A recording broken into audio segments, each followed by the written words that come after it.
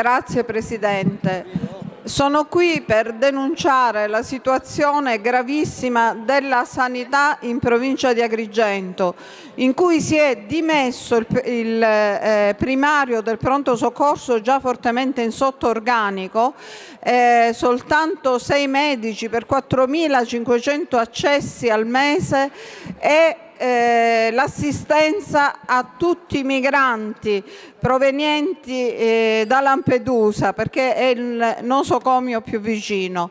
Di recente è stato nominato al suo posto il primario, senza aumentare l'organico, il primario di cardiologia d'emergenza. Quindi in realtà si dimezza la possibilità di assistenza. In buona sostanza non vengono ad Agrigento assicurati i livelli minimi di prestazione in merito al diritto alla salute dei cittadini, che è anche diritto alla vita.